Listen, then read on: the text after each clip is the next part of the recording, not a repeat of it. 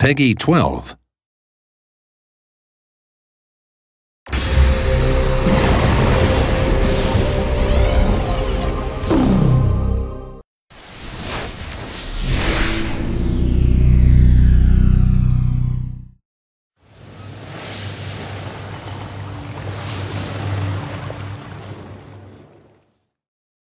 Single ships are of little use, because they have neither a captain nor crew. You can only actively use a ship after you have either converted it into a convoy or added it to an existing one. To add a ship to an existing convoy, both convoy and ship must lie at anchor in the same port, and the convoy must be selected. Then you can enter the harbour master's office. Here the harbour is displayed on the left, with the selected convoy on the right. You can now add the ship to the convoy by selecting it on the left. The free ship is now gone from the harbour, as only the largest ship in a convoy is shown. Your convoy now has 2 ships. The cargo space and number of cannons have increased accordingly.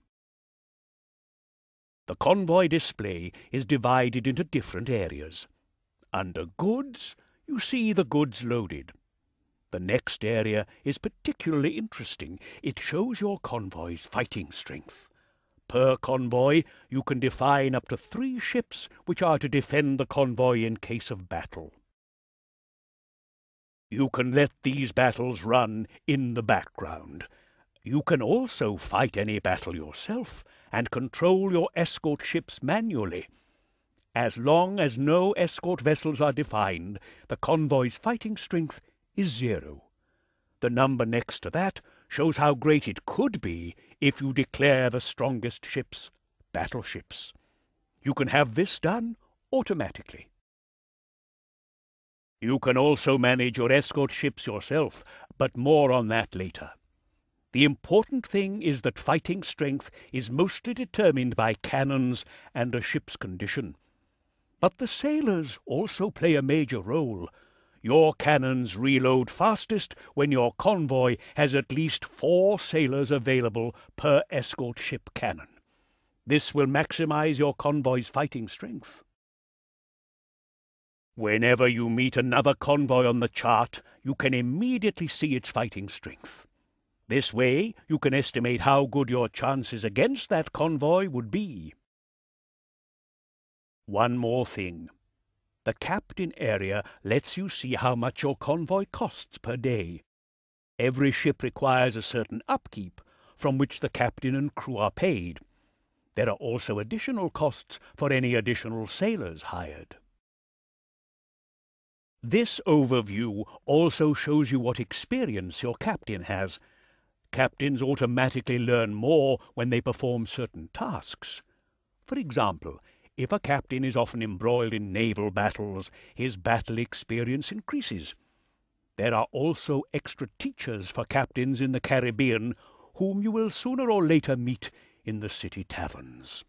They will train your captains for a fee.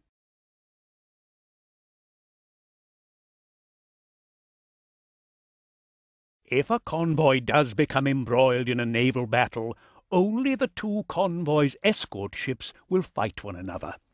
You can define up to 3 of a convoy's ships as escort ships.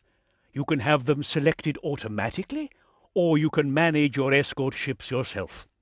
To do so, you must select the Organize function in the convoy overview. This opens a dialog where you can select your escort ships yourself. While the automatic select always chooses the most powerful ships as escort ships, this method allows you to select more agile ships, for example. A ship's fighting strength depends mainly upon its condition and the number of cannons it carries. But the sailors also play a major role. These will be distributed amongst the escort ships at the beginning of a battle, where they reduce the reload time for the cannons. This is shortest when at least 4 sailors are available per cannon. Such convoys, therefore, have a greater fighting strength. Each escort ship is capable of carrying a certain number of sailors, depending upon its size. You should therefore ensure that your convoy has at least as many sailors as will fit on your escort ships. You can hire new sailors using the dock's equipment dialogue. The important thing is that sailors are recruited from amongst the city's free settlers, just as the workers are. Just how many sailors you can hire, however, depends on your popularity in the city. You will only be able to hire all the available settlers as sailors if it is very high. Otherwise, you will only be able to hire a certain proportion of them. Besides the sailors themselves, the equipment dialogue also offers you hand weapons for those sailors. It is best if the convoy has one hand weapon for every sailor, because if it comes to boarding during a naval battle, sailors with hand weapons are naturally more powerful. Swords are more important than muskets, but you still should not ignore muskets. It is best if your convoy has more than 3 times as many swords as muskets. Before boarding or being boarded, each sailor takes a weapon according to the ratio of the weapons on board. While settlers come on the great treasure fleets from Europe and are then distributed amongst the cities using trade convoys, handguns are produced in the cities themselves. You may therefore have to approach several cities to equip your convoy to the full. Only your convoy's escort ships take part in any naval battle. This allows you to maintain control of your ships no matter how large your convoy is. During battle, you always control one ship directly. To fire, you have to get an opponent into your cannon's firing range. A crosshair then appears under the opponent. Ideally, it will glow green. When firing, only the side which can actually hit the target is fired. As soon as you fired a broadside, the loading status of the currently selected ammunition will be displayed up here. Each broadside has its own loading bar. The loading time depends on how many sailors are on board the ship. You can change your ship's ammunition at any time. Solid balls do the most hull damage, chain shot is good against sails, and canister shot reduces the opponent's crew. On the left, you can see how much ammunition is on board. Solid balls are always present, but you must buy chain shot and canister shot in the cities. This also applies to exploding barrels, swords, and muskets. You can drop explosive barrels at the touch of a button. They have a time fuse and explode on contact. If you have enough sailors on board, you can also try to board a ship. But for this to work, the enemy ship cannot be moving too quickly. Therefore, you must either destroy its sails or force it into the shallows, where it must slow down.